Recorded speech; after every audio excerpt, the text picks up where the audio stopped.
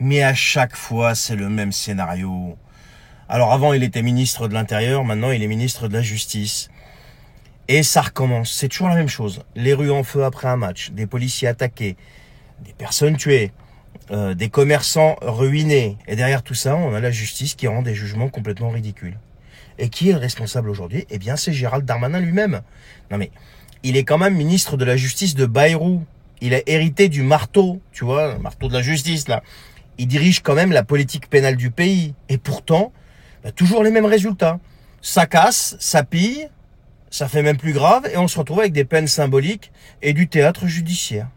Et il ose dire sur X que les condamnations ne sont plus à la hauteur, alors qu'il est aux commandes quand même, hein. S'il voulait agir, les amis, il le ferait. Sauf que non, non, parce que ces émeutes-là ne sont pas un accident, ne sont pas un phénomène comme ça. Non, il n'y a pas que ça. Il y a autre chose derrière. Il y a un prétexte derrière. Il faut garder à l'esprit que chaque flambée de violence devient une carte blanche pour avancer un agenda de plus en plus liberticide. Tout simplement, on parle de reconnaissance faciale partout, suppression de l'anonymat dans la rue, contrôle algorithmique du moindre message. Et il n'y a pas si longtemps que ça, il nous parlait de quoi? De suppression de l'argent liquide. Non mais, on est chez les dingues là.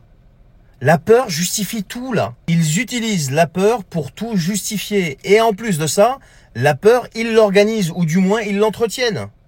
Tu veux dénoncer ça? Tu seras catalogué. Tu veux parler fort? Bah tu seras surveillé. Alors que tu casses des vitrines et tu fous le bordel, des petites peines, c'est pas grave.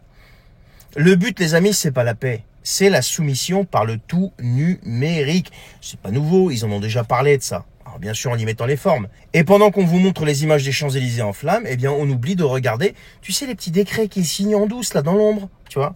Alors je sais pas quand est-ce que le peuple va en avoir marre de subir un petit peu tout ça, tu vois. Je sais pas quand est-ce que le peuple va comprendre en fait que tout ça.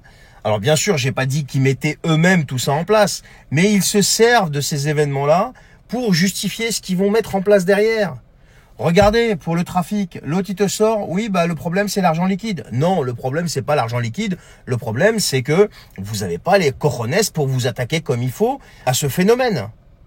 Ensuite, là, il vous explique, oui, bah oui, mais il faut une reconnaissance faciale. Oui, bah bien sûr. J'ai eu des gens qui m'ont expliqué, ouais, la reconnaissance faciale, ça va aider. Non, mais ça va aider à quoi?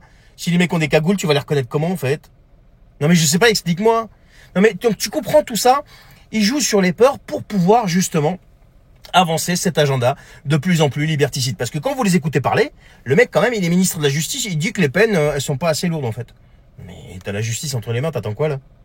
T'as payé une fortune pour ça. Que des exemples comme ça. Et le problème, c'est que les gens ne voient rien. Alors je pose la question, quand est-ce que les gens vont en avoir marre de tout ça et ils vont commencer un jour par y voir clair, tout simplement. Allez, je vous souhaite une bonne journée.